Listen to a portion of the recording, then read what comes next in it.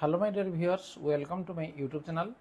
ये 2025 मसीह जो मैंने स्पेशल ओटीटी परीक्षा देपा जाउछंती सेमानक पई ए क्वेश्चन निश्चित भाव में इंपोर्टेंट रहइबो जे ता पूर्व जो स्पेशल ओटीटी हेबार जो परीक्षा थिला एवं जो परीक्षा जे क्वेश्चन लीक पई बंद हो जाइथिला एवं पुनर्बार हमर एई मास अर्थात अगस्त 31 तारिख रे पुनर्बार ए परीक्षा हेबा पई जाउची एवं पूर्व जो भाया प्रश्न आसीथिला ए वर्ष निश्चित भाव में बा परीक्षा रे निश्चित भाव में प्रश्न टिके अधिका भिड़ रहिबो तेणु से आम निजको टे अधिक भाव में प्रिपेरेसन आम करना। तेणु आज आम आलोचना करवा चाइल्ड डेवलपमेंट एंड पेडागोजी बा सीडीपी। तेणु यार किसी क्वेश्चन एवं जोटे आम रही physical cognitive social emotional and moral development या संबंधी किसी प्रश्न आमर आम आलोचना करना जहाँद्वारा कि परीक्षा आमको सुविधा हो। तेणु प्रिपेरेसन को आउटे जोरदार आम करना पूर्व करना एवं जहाँद्वारा स्पेशल ओटीटी को आम क्लीयर कर कहीं पूर्व अपेक्षा क्वेश्चन टिके निश्चित भाव में हार्ड आसो। तेणु प्रिपेरेसन आमर से अनुसार होगा दरकार। ताल ठीक अच्छे जब चैनल को नुआ सब्सक्राइब करनी नोटिफिकेशन बेल को ऑन कर देख जे कि आमर चाइल्ड डेवलपमेंट एंड पेडागोजी प्रश्न जे वृद्धि कहले आम साधारणतः कौन बुझू।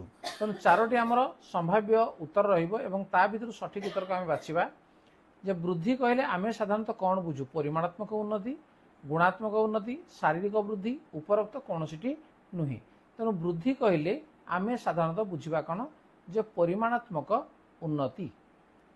नेक्स्ट विकास कहले आम कौन बुझू आकार परिवर्तन बा उन्नति कार्य संपादन उन्नति मस्तिष्कर ओजन बा आकार उन्नति उपरोक्त कौन नुहे। तेणु जो चारोटी आम ऑप्शन रही से चारोटी ऑप्शन को आम भल भाव देखा विकास कहले डेवलपमेंट कहला माने आम कौन बुझुजे जे यार सठिक उत्तर रे कार्य संपादन उन्नति ये हूँ आमर विकास कहला आम बुझा। नेक्स्ट नंबर 3 एथिमध्यरु केउटी विकासर नियम नुहे। प्रारंभिक बयस विकास त्वरान्वित होता है। प्रारंभिक विकास परवर्ती विकास अपेक्षा अधिक गुरुत्वपूर्ण। विकास गुणात्मक तथा परिमाणात्मक होता है। विकास धारा निर्दिष्ट रु साधारण गति करिथाए। ताले से कहूँ केउटी विकासर नियम नुहे। तेणु या भितर ऑप्शन डी जोड़ा कि विकास धारा निर्दिष्ट रु साधारण गति करिथाए ये हूँ विकासर नियम नुहे।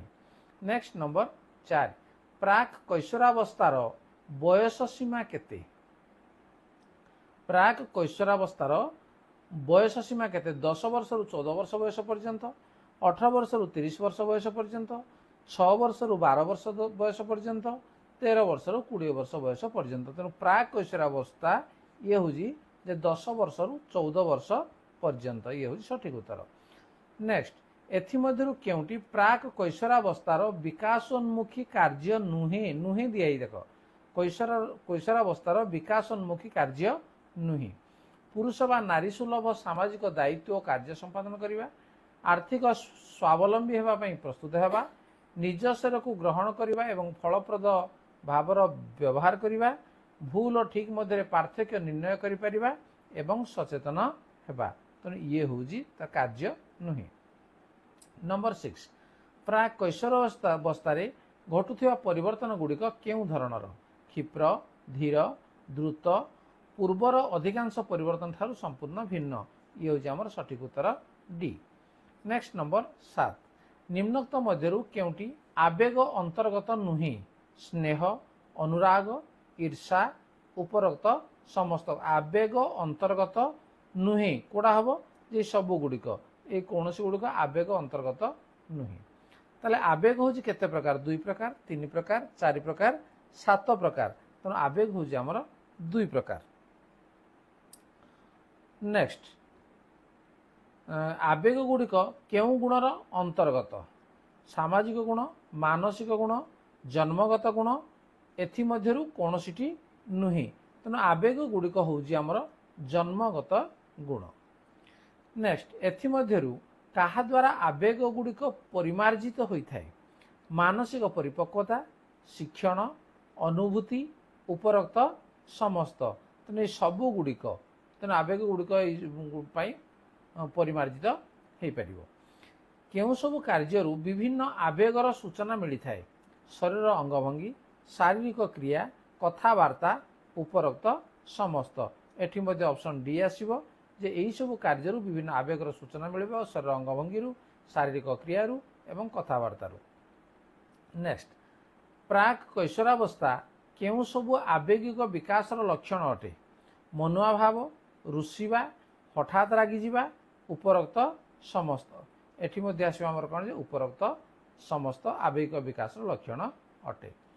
नेक्स्ट एठी मध्यरु केउटी प्राक कैशोरावस्था रे देखा जाउथिबा सामाजिक लक्षण अटे दलगत भाव रे काम करिबा सामाजिक प्रतिष्ठा आशा करिबा उभय क ओ ख बा ए एवं बी एथि मध्यरु कोनोसिटी नुही तेणु तार सठिक उत्तर उभय क ख बा उभय ए बी दलगत भाव रे काम करिबा सामाजिक प्रतिष्ठा आशा करिबा।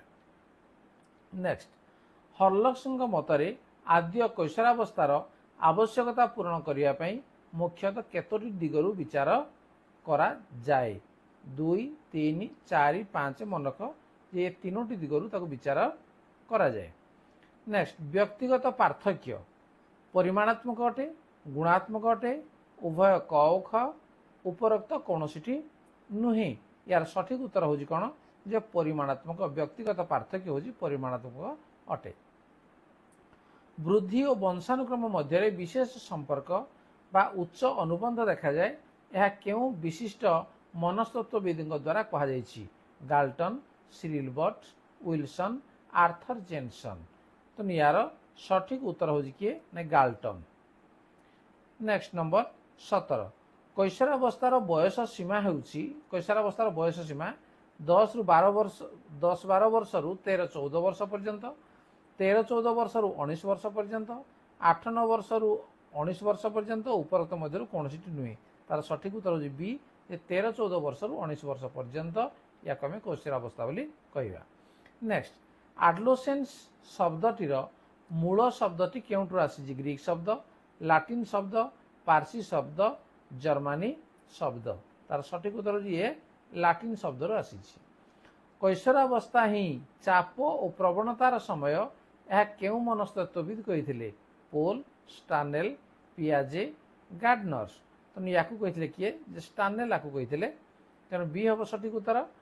एथिमध्यरु केउटी कैशोरावस्था रे घटुथिबा शारीरिक वैशिष्ट्य नुहे उच्चता ओजन वृद्धि स्वप्न दोष दौड़िबा मानसिक मांसपेशी अधिक टाण और शक्त हवा तो ये वैशिष्ट्य नुहे कोड़ा जे दौड़िबा। नंबर 21 एथिमध्यरु केउटी कैशोरावस्था रे घटुथिबा मानसिक लक्षण अटे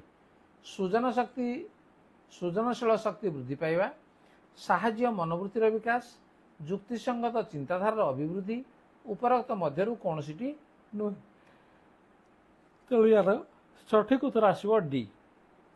नेक्स्ट डिंबकोशटी धीरे धीरे वृद्धि पाई गर्भ संचार केते दिन परे एक पूर्णांग शिशु परिणत हुए 220 दिन 280 दिन 310 दिन 210 दिन तार सठिक उत्तर लगे 280 दिन हम कहीं 9 मास 10 दिन 9 मास कहले 270 एवं आउ 10 दिन मिसेदे केते 280 दिन। नेक्स्ट गर्भधारण करिथिबा डिंबाणु बा भ्रूण रे साधारणतः केते जोड़ा क्रोमोजोम था 21 जोड़ा 22 जोड़ा 23 जोड़ा एवं 12 जोड़ा तेणु तो कौन हम ना 23 जोड़ा क्रोमोजोम थाए।